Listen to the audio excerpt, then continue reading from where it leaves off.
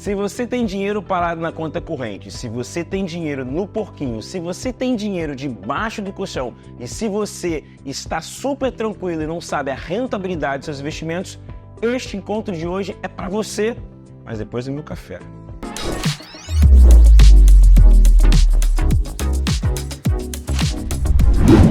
Muito bem, para te responder as perguntas que eu te fiz, eu preciso te apresentar 3 situações. Produção, mostra aí. Um poupador, um acumulador e um investidor. É muito importante você entender a diferença entre esses 3 caras. Porque se eu sou um acumulador, o que é isso?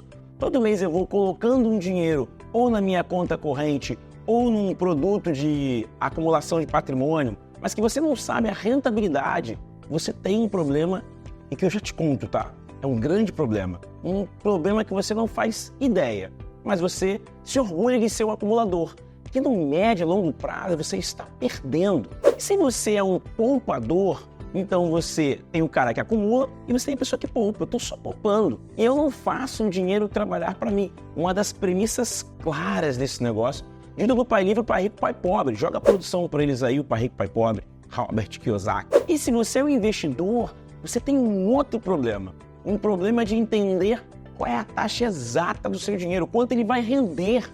Então eu queria te dizer que existem 3 problemas para o poupador, para o acumulador e para o investidor. E é o que eu vou te contar hoje. Esse problema, ele está muito presente nessa imagem que eu vou apresentar para vocês. Olha essa nota de R$100 no dia que surgiu o Plano Real, em 1994.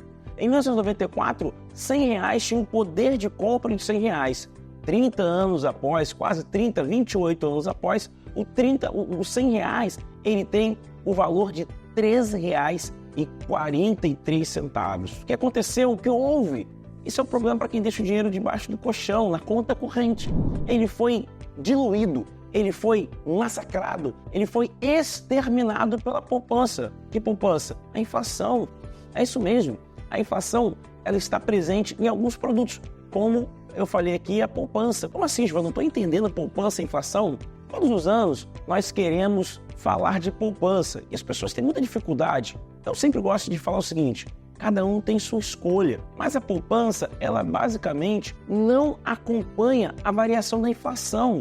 Então esquece a rentabilidade. Eu já mostrei para vocês que os seus R$100, depois de 28 anos, valia R$13. Se eu botar os últimos 2 anos que a inflação foi muito alta, isso vai ser mais assombroso ainda. Então, o acumulador, ele tem um problema, ele perde para a inflação. O poupador, usando a poupança, ele perde para a inflação, ele tem um problema. E o investidor, que não sabe nada sobre o que eu estou falando, também perde para a inflação.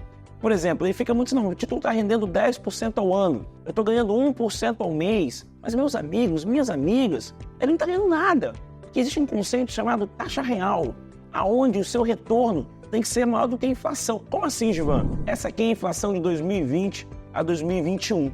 Olhando ela de variação mensal, perceba, você tem lá em dezembro de 2020, inflação atingindo o patamar de 1,35, batendo mais de 1% ao mês.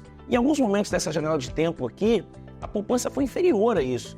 Então a primeira coisa que você tem que fazer é, vou começar a investir, eu preciso entender quanto está sendo a inflação, no mensal ou no anual. Por quê? Eu tenho que comparar se o meu investimento superou a inflação. Se ele não superou a inflação, nós temos um problema. E esse problema é resolvido por um cara que eu já vou te apresentar. Então, meus amigos e minhas amigas, tanto o poupador, quanto o investidor, quanto o acumulador, se não prestarem atenção, irão perder para a inflação. E quem é que pode te ajudar?